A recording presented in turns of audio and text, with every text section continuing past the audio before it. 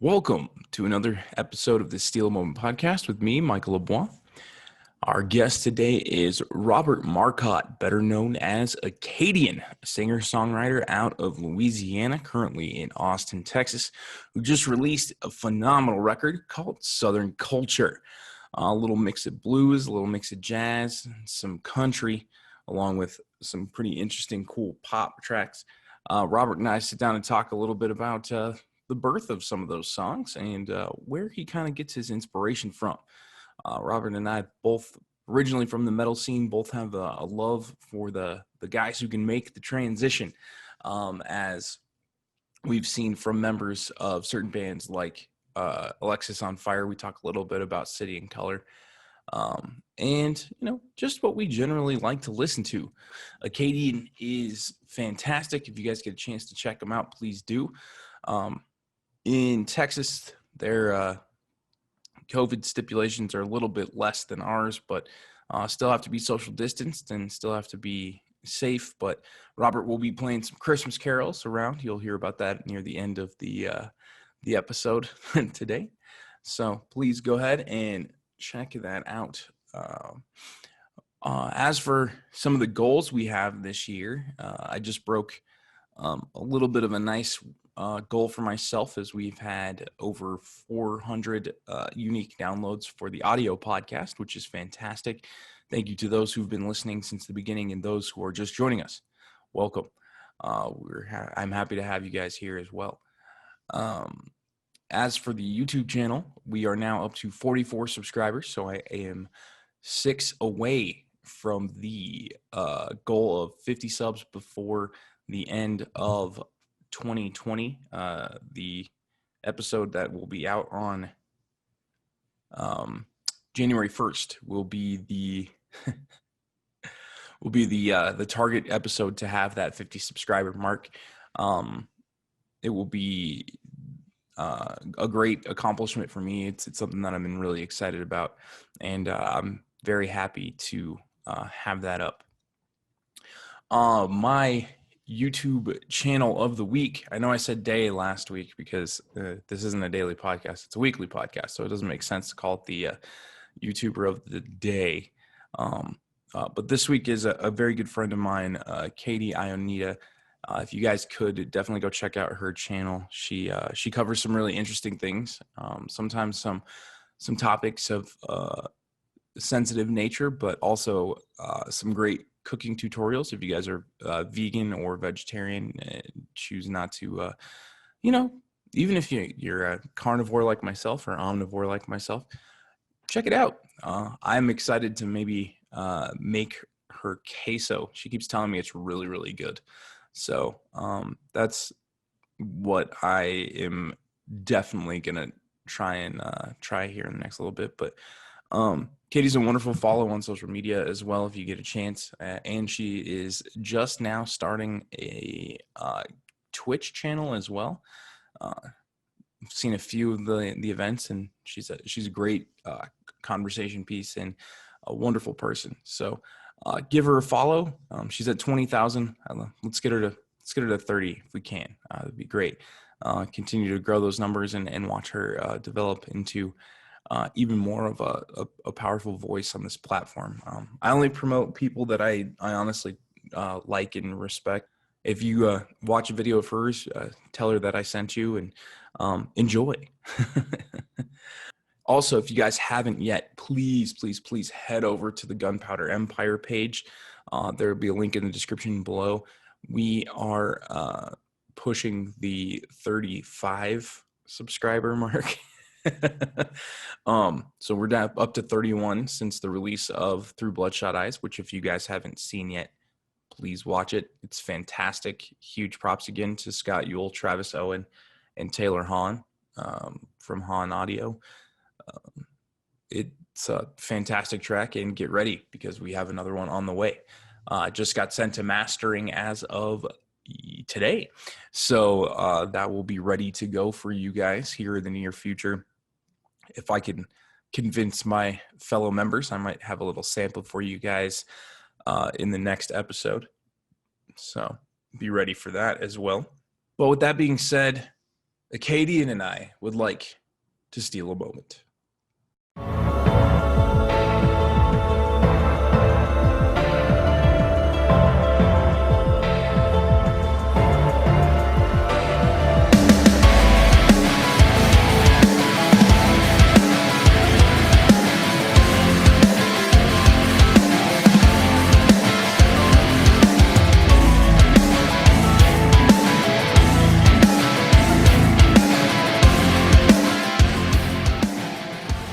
How are things? How's the album release been so far? Couple days in, Southern Culture, right? Make sure I got that name right. Yeah, that's right. Nice. How's it going so far? How are the numbers looking after a few days out? Oh well, not to be expected. I don't think people have really caught on or figured out, what the album's about, or really given it a chance or listened to it yet. I think I spent most of the money on like the initial single, as far as like advertising and whatnot. So Okay. yeah, so the album's pretty much been ghosted so far. I think most people like the Cafe Olé song also. Okay. And I think they had a chance to kind of see the singles, but not really. They haven't had the time to get back to me on the album.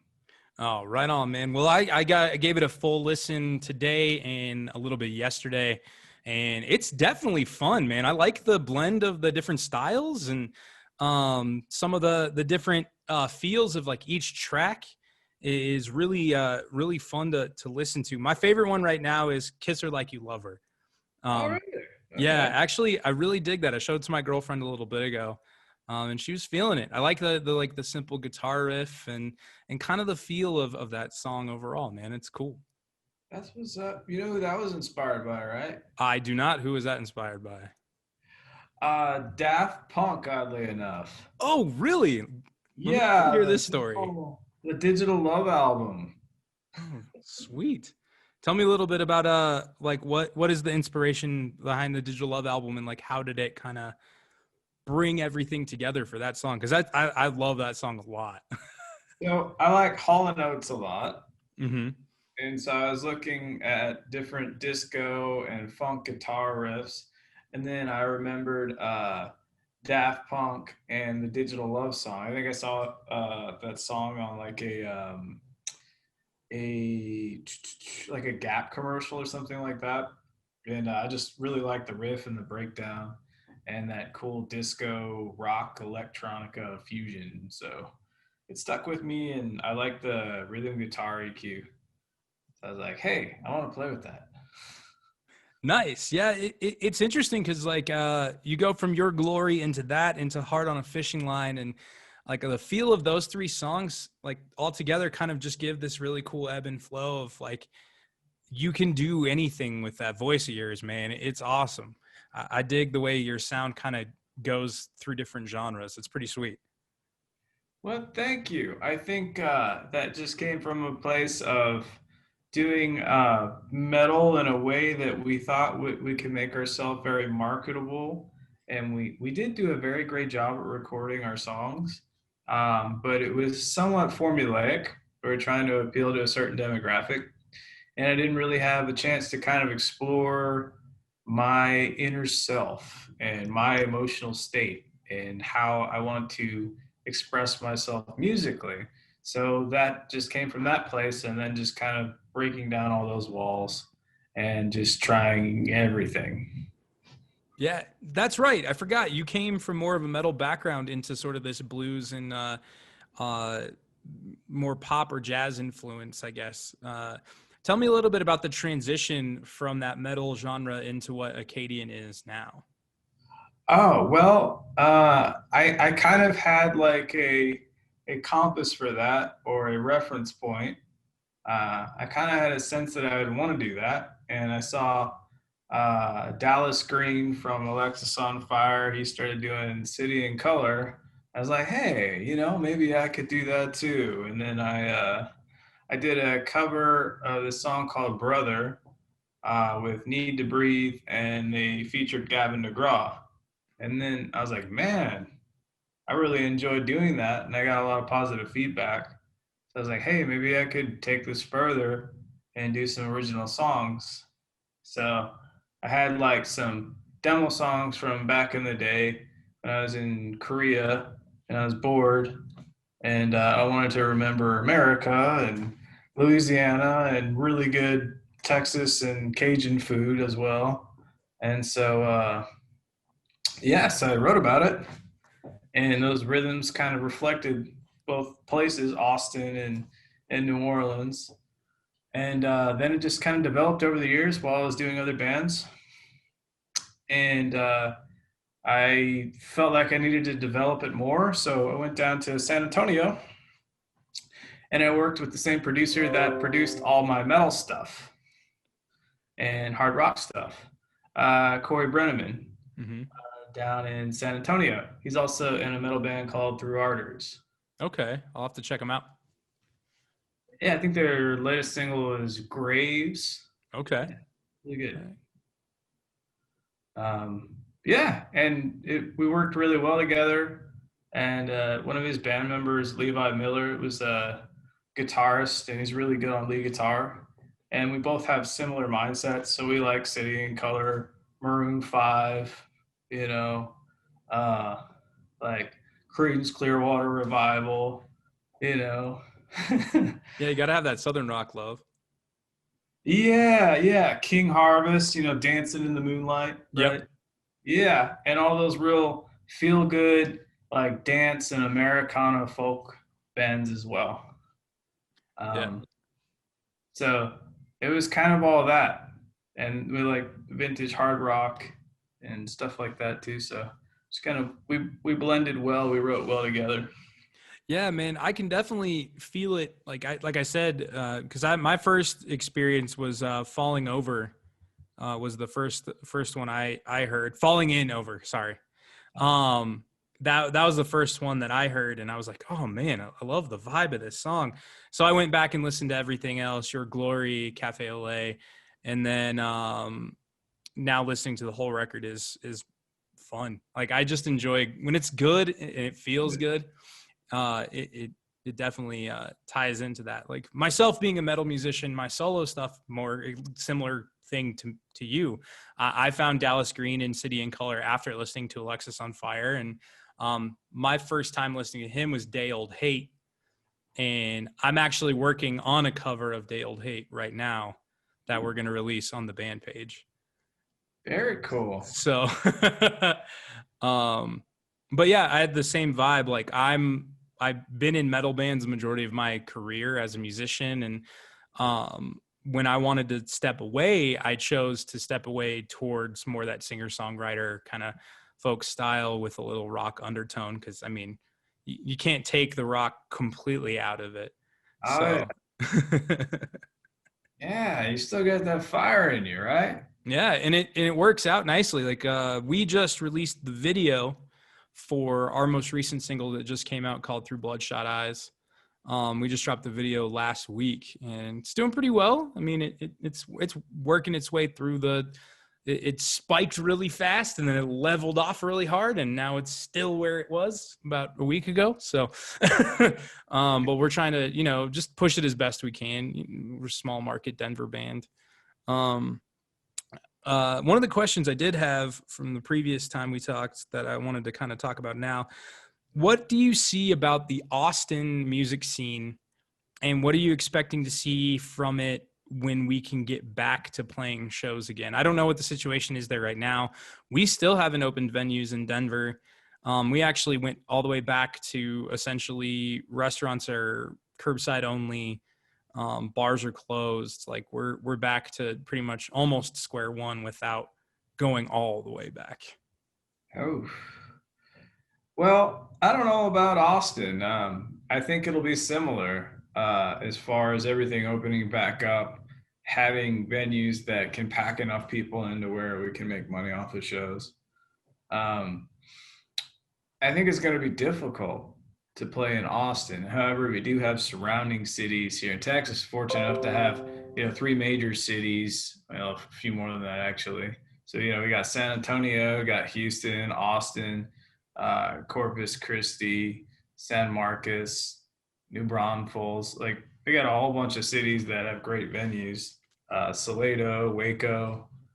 Um, so I'll probably be playing there more, Okay. in college towns, in places that have a lot of great restaurant bars. Because in Texas, those places were able to stay open because of the type of licenses they had for their venue. So Okay.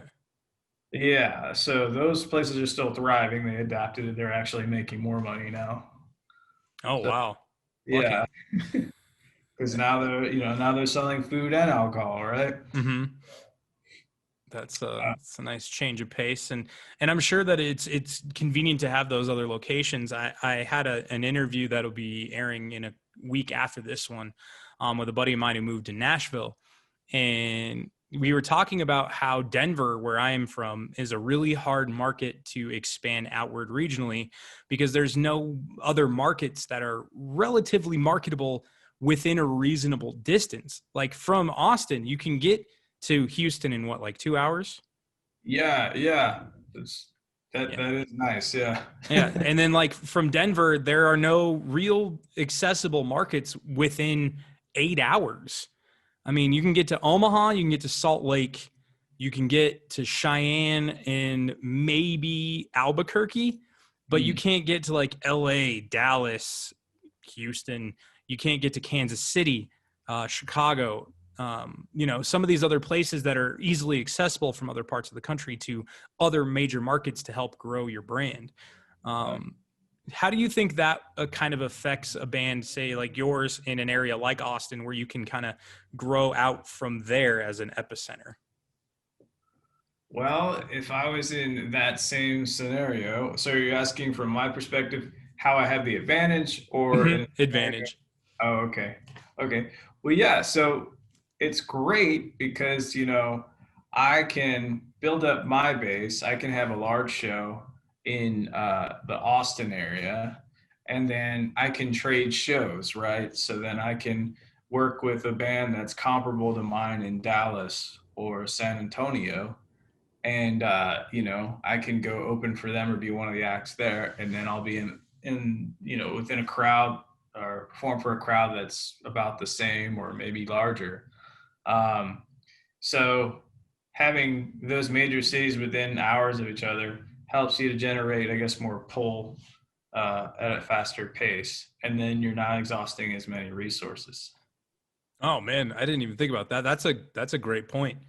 Yeah, because we don't, I mean, like, we can have big shows in Denver or Colorado Springs, but like we can't generate a crowd outside of that with mini bands in the region that can extend that far. Like it just doesn't feel like that's a very plausible option, because like the next closest big city to Denver or Colorado Springs is Salt Lake, which is 8 hours by car.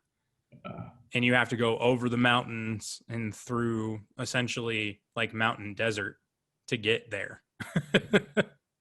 yeah, that's a task for sure. So you really have to plan ahead of time and save up and make sure you have a backup plan, and that's more challenging.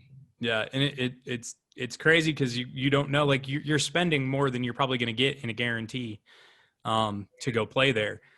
So you got to figure out, how do you make it work, and what's the functionality of it. Now, to me, that doesn't depress me because I like playing in Denver. Like I like playing here, and for the people that I know we can draw a crowd to. So that's a plus right now. But if we were ever to expand, we'd have to figure out a way to get to other areas in a reasonable amount of time without overspending. So you're originally from Louisiana, correct? I know. Yeah. And you were in the military, right? Air Force. Yeah, I was in the Air Force. Awesome. Yeah. Where else have you gone? You said Korea. Where else have you been in the world because of the Air Force? Oh, just everywhere there's a military post, pretty much. Okay. So Yeah. so Germany, Yeah. Korea. I'm trying to think of where else I know that there's some military posts. Italy. Yeah. Uh-huh. Yeah. Okay. Okay. All right. Nice. Do you have a favorite place, a place that you were stationed that you like, if you could go back as a civilian and just enjoy the city, where would you go? That's a good question. Man, I really liked Fort Gordon because of the golfing in the No. Masters tournament. Yeah, that was pretty cool. Nice. Did you get to play at, is that in Georgia? Yeah, yeah. Oh, did you get to play at Augusta? Augusta. Yeah. No, I didn't. I didn't really get to play or anything. Honestly, to be honest, I didn't. I wasn't really into golf that much. But what happened every time the Masters, was a thing. Yeah, shows you how much I know about it. There, there were a bunch of great live bands just Oh. at every venue, and Okay. it was just like, oh, suddenly there's all this money coming into town, and they all want to go to bars and party. So you have these really great live bands, and I just fell in love with listening to them all. So that's why I like about Augusta and the Masters. Oh, okay, that makes way more sense. Okay, nice. I enjoy that as well. We occasionally get um some of the NCAA tournaments here in Denver at the. It's now called the Ball Arena. It was originally called Pepsi Center. The joke right now is everyone called the Pepsi Center the can, so they're going to call Ball Arena the sack. Okay. Yeah, right. But yeah, that would generate money to come into the town. So bands would come and play in the venues that we have around here, and kind of and get to see and enjoy some of the music that way as well. Okay. Yeah, it was interesting. So how does the record sound on vinyl? I saw that you had a press of vinyl for that. It sounds great. It's real smooth. Sounds velvety. Mm-hmm. Uh, you crank it up, you hear more bass.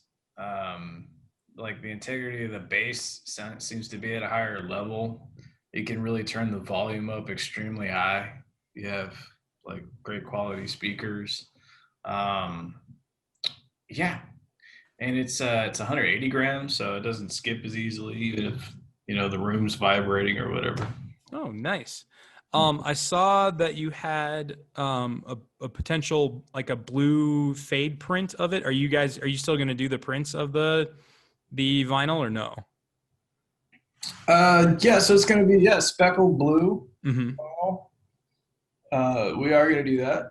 Yes. You just helped me get a birthday and like holiday present for a buddy of mine who collects vinyls. He likes fancy like design vinyls, so I'm stoked to maybe pick one of those up and see. I'll make sure you get one. Oh, sweet. That'd be Uh, awesome, man. yeah, I should be getting an ETA on when those are coming in. Hopefully, they come in before Christmas. I'd like to put a few under the tree for people. Yeah, I definitely just let me know when they're available and I'll pick one up for sure. Okay. Because my old guitar player started collecting vinyl about 5 years ago in one of the other bands I used to be in.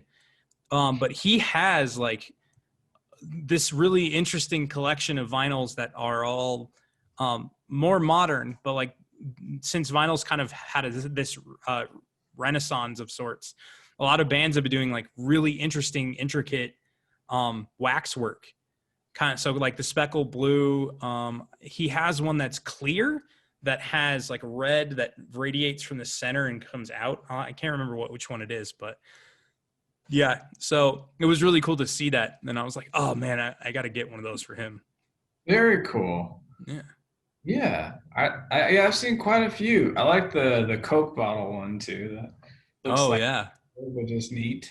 You know, I think I want to have that for the summer. Mm-hmm. Thought about redoing another version of the album with the cover I had for "Heart on a Fishing Line" as a single, and then Ooh. doing like a Coke bottle vinyl. I think that would be really cool. Oh man, that would be awesome. That's an interesting song too. What's the story behind that one? Hard Heart on the on fishing line. a Fishing Line. Well, the phrase like "there's so many fish in the sea," right?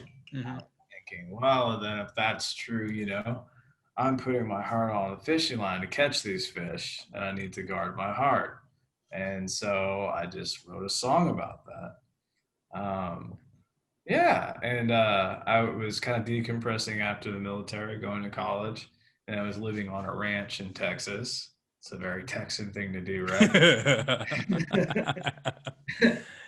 Yeah, so as I was chewing my tobacco and saying yeehaw around a bonfire, looking at the starlight, Yes. I started writing the song. That's and, awesome. uh, and it was really cool. I think it was heavily inspired by Need to Breathe and a lot of their like Americana folk gospel kind of arrangements. Um, so I think that's mainly where that came from. I was listening to a lot of them around that time. Nice. I actually dig Need to Breathe. They're a hell of a band. They definitely have a killer vibe to them. I enjoy them very much. That's what Uh, I'm saying. yeah. They kind of remind me of like almost like Parachute in a way. Parachute. I'm not familiar with that Uh, band. they did Kiss Me Slowly. Um, She was another one that was like their main signal.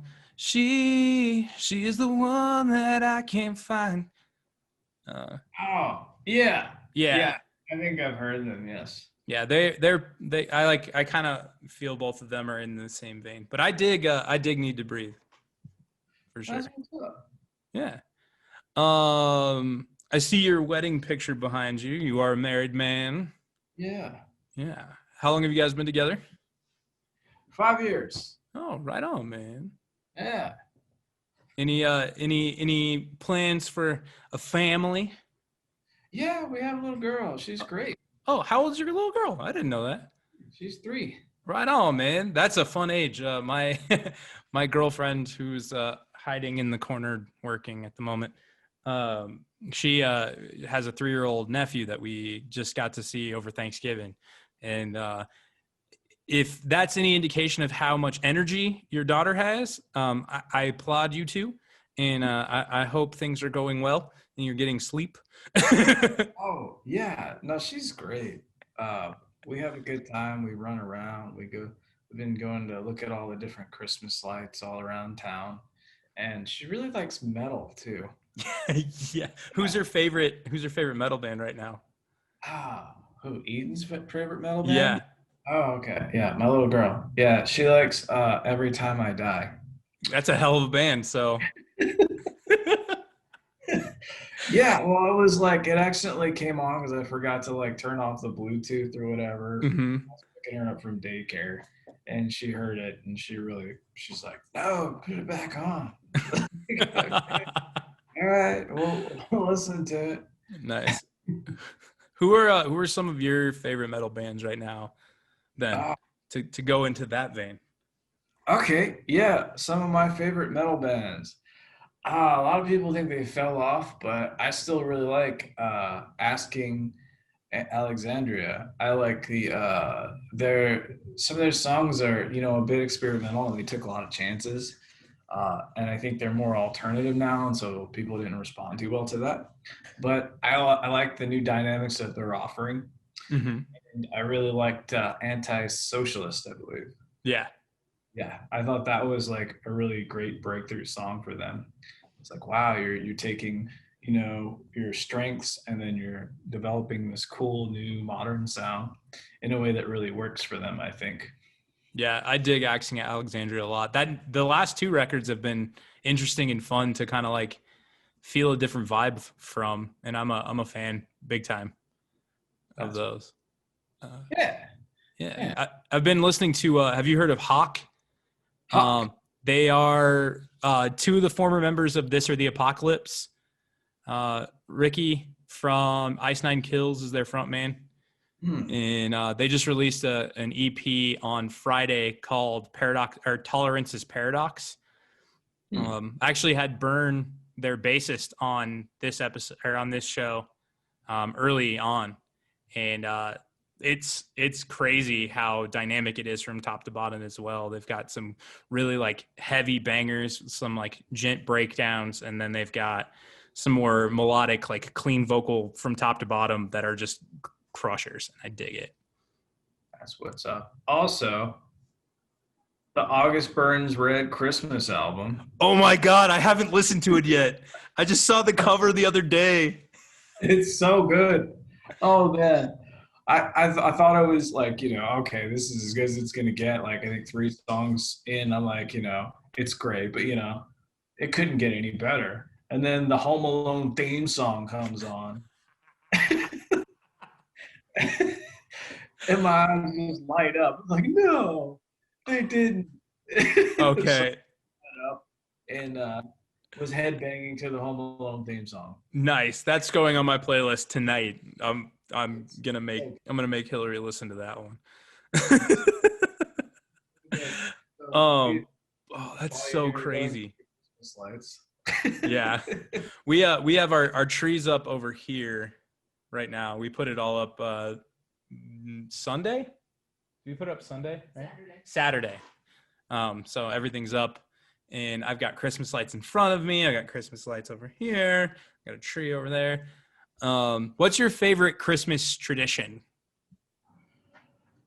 Drinking eggnog and eating cookies. Yes.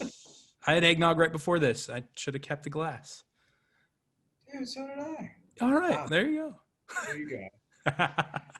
Yeah, I like that. Yeah. For me, it is my mom is the queen of stocking stuffers, and we do our stockings on Christmas Eve.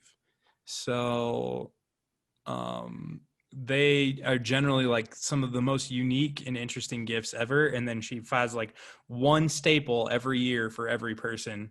And I think mine the last like 5 years has been a unique pair of socks. Very nice. Yeah. I've got some awesome ones with reindeer on it. Nice. Like with horns and stuff? Yes. Nice. That's how it's done. They're knit to like a sweater, but they're socks. I bet they're warm as hell too. They make my feet sweat. They don't need to be that warm in Texas, but they look really cool. You guys get occasional ice storms there, I'm sure. Sure. I wore them to Germany though. They worked very well in Germany. Oh, I can imagine. There you go. Okay, that works. So explain the name a little bit. We talked about this before, but I'm excited to talk about it again. The name Acadian. Where did that come from, and why did you choose it?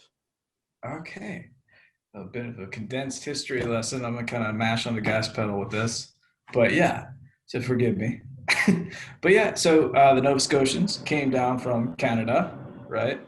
Once they came to the Americas. And then they navigated down the Louisiana Purchase. So they went from like, Missouri and St. Louis, where all the French cities are all the way down, right? Migrated down to New Orleans, port city, where they could, trap and get furs and trade. And that was the name of that group, the Acadians. So you have Acadians in Canada still, and that didn't want to migrate down. They're like, hey, plenty of furs up here in Canada. And then they migrated down to New Orleans. They're like, hey, it's too cold. Let's find something place warmer near a port. And so they stayed in New Orleans. Nice. So there you go. I would call it the TLDR version. That works out perfully. Too long didn't read. Southern Canadian. Yeah, there you go. Because you're French descent as well, like myself, correct? I am. Yeah. Yep. French Canadian as well, I'm sure. There you go. Yeah, that's why we look similar. Yeah, we could be related. It's kind of crazy how much we look alike. In the bois, in the marcots. Yes, indeed. That's been a fun challenge throughout my entire life is people saying my last name right until recently. I think people are being slightly more cultured now. I don't know. Well, that's very cool. It is fun to say. Yeah. And my name is awesome in French with the first and middle name. So, because my name is Michael Andrew, so I'd be Michel André Lebois. Very nice. Yeah. Yeah, it works out nicely. And it's also fun because like I feel like the French accent, even in the French Canadian version, which is a little less aggressive, is still so much fun to say. And I'm a huge hockey fan, so I get to hear it all the time. That's awesome, man. Yeah, Robert even sounds cooler in French. Robert. Yeah, right. Sounds great. Um, so as 2020 is coming to a close, you have a new album out. What are your hopeful goals for 2021 in terms of the music world? Oh, I'm not done with 2020 yet. All right. Well, what do you got? What do you got for me then? Yeah, so I'm gonna play a bunch of acoustic shows and bring a crock pot and fill it full of hot cocoa. And I'm going to sip on that while playing Christmas carols. Oh, dude, Yes. you are the smartest man in the world. I swear. Oh man, I can't believe I didn't even think of that. The crock pot part is the best part because you could just dip the ladle in and like take a sip, put the ladle back down. Nobody's there. I'm having a good time. Exactly. So you got that going on for 2020. What are your hopes for Southern culture here? Like how can I make it bigger by presenting it to the world right now? Oh man, yeah. I guess you could just share it and explain why you really enjoy it and what it does for you. My friends that have heard it and listened all the way through said it was really good, and that it's just kind of a matter of time that we're gonna play shows and eventually it's just gonna start taking off. So that was very encouraging. I'm like, okay, cool. So I think right now it's just taking the same amount of care and time that was invested in developing the music and focus that same energy on preparing the show and the sound and the stage setup and making sure we're all good and that we do our best and that we're comparable to other bands that are on major labels. Well, there will be a link in the description below. I will put a link in like on the screen. You can't see it because it's just on my screen here. And I'll link to the music videos up here, and we'll make it a big to do because I really dig this record and I like you as a person as well. So that makes it a double awesome because I can honestly say like I can feel the passion in the music when you sing, like when I hear it. And sometimes you can't. There are songs out there from artists who feel like they just phoned it in. But I definitely can feel like you put the time, effort, and passion into every single song on this record. Well, thank you. I think if we do the same thing with the live shows, that it's going to do great. Yeah, man. And that's one thing I miss a lot. I've only been able to play one show this year. We did an acoustic show back in September because my band can do both. So we built it to be an acoustic and a metal project. So like we have an acoustic album out now that came out. It'll be 2 years old in February. That is a little bit more of the singer-songwriter style with a little rock in there still. And then we have the metal band, which is releasing another song in 2020, hopefully. It's getting mastered not tomorrow, as of the recording of this Thursday. So, yeah. Okay. Very cool. Yeah, so we're really excited to get that one out. It's a little bit different than the one we just released, but the one we just released, people have loved. And it's arguably my favorite song that I think I've ever written with the group of guys that I've worked with. So, okay.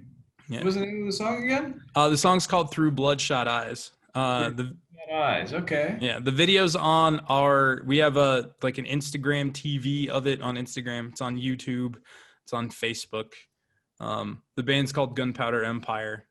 So, Yes, I have you saved on Apple Music. Sweet. Yes, it's on Yeah. there as well. The video's not yet. I got to figure out how to get that on there. I think DistroKid can do that for us if we ask nicely. Did you listen to Affiance yet? I have. Yeah. Fantastic, dude. You This is liked him? awesome. Yeah. And you're the one who introduced me to what is it? The man, Ross the The Driver era. Yeah. yeah, they're awesome too. You were right.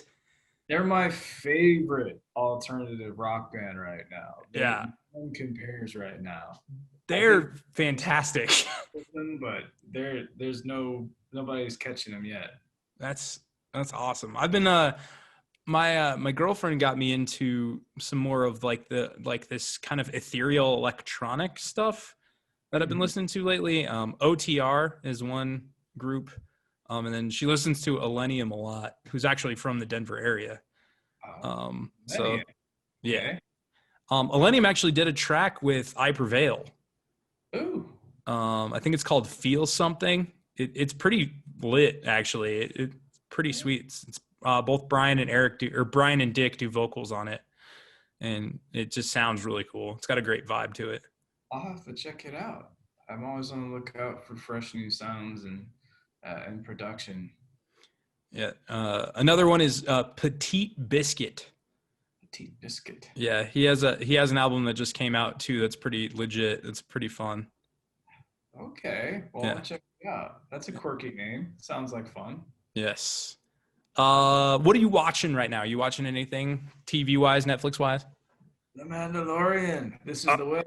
oh, okay. How is the second season treating you so far? No spoilers, because I don't know if my audience has watched it Okay, yeah, no spoilers. But I've enjoyed it. I've enjoyed it.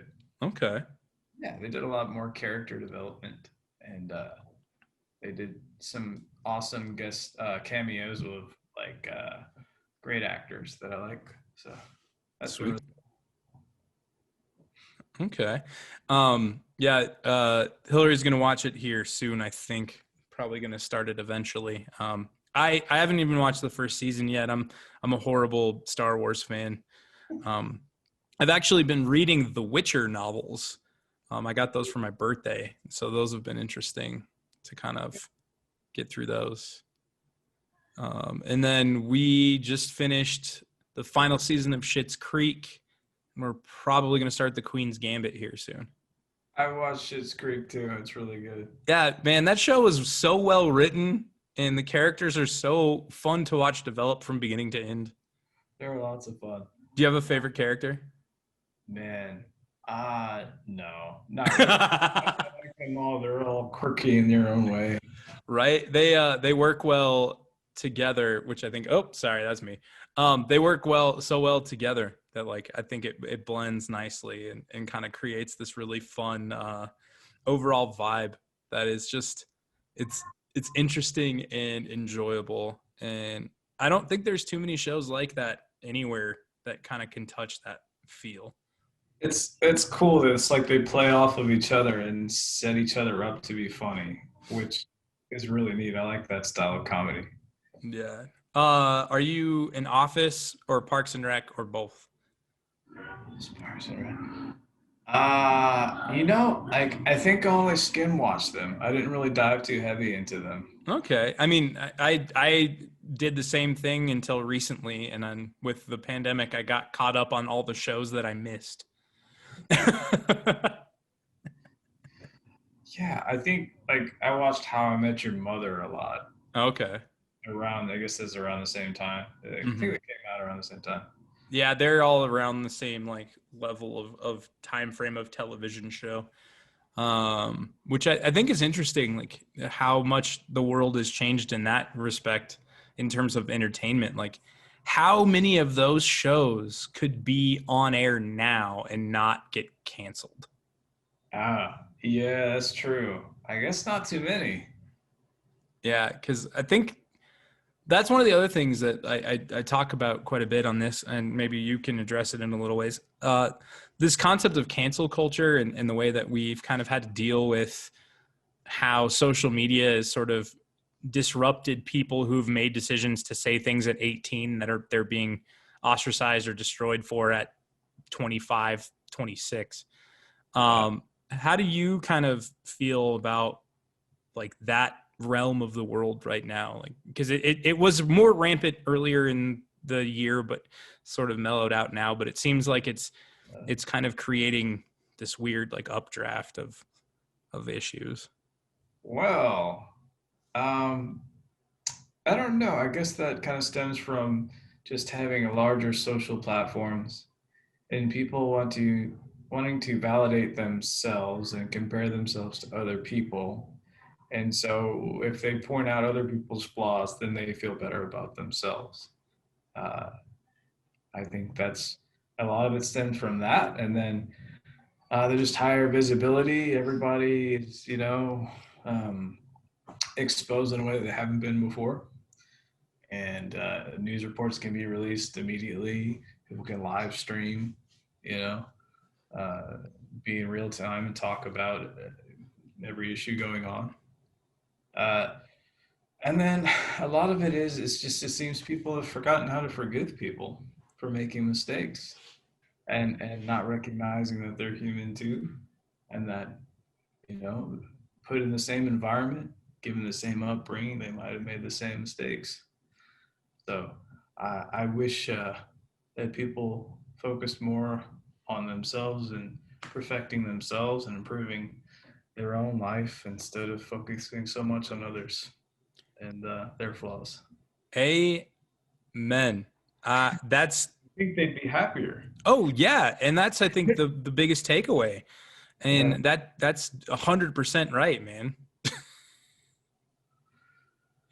It's one of those things. Like I don't think people, and also there's not enough distance now, where people instead of taking time to think and react, they just react, and don't take the time to think that, well, what would I do if I was in that situation, or what was I doing at that time frame when that happened? Like, you have to look at context as well as content. And I don't think that happens as much anymore either. Right. People are going through things. People are depressed. They make bad decisions. Um, Often people go through dark periods in their life, which they'll soon get out of. And I don't think people put that into perspective. I completely agree, man. That's the most, like, I've asked several different guests that same question, and you guys all kind of are on the same way, but you put it in just the right like way that, like, I felt it, if that makes sense. Like, it totally makes sense to think of it that way. That, people are less willing to forgive now. I feel like forgiveness is something that's been sort of forgotten. Right. I think so too. Um, I think it's good to learn how to do that because I think many people are worth forgiving and are not a lost cause. And I don't feel that it's right to write them off. Agreed. 100%. Well, Rob, I'm going to give you the platform here now as we're getting set to wrap up here. I unfortunately got to make dinner here shortly. Anything you want to promote, anything you want to push out there, feel free right now. The floor is yours. Okay, well, we'll be doing a whole bunch of shows. Go ahead and check out Acadian on Facebook. That's where I'll post most of my updates. I am on Instagram, official Acadian, or Acadian official, one of the two. Go ahead and follow it. We'll be posting updates. Been getting a lot of attention from record labels that have basically said, get your pull and we'll sign you. So there's a lot of things in development. And we'll start doing some live streams of our shows and our rehearsals. So you'll kind of get to see it build and develop. And I think that might be fun to include you all with that. Awesome, man. I'm excited to stay up with all that. I need to follow you on Facebook. I haven't done that yet. That's on me though. Awesome, man. Well, thanks again, Rob. Appreciate everything. And we'll be in touch soon, man. All right. It was a pleasure speaking to you, Michelle. Robert. All right, man. Take care. Peace. It almost feels like someone else is living my life. Cause it almost feels like someone else is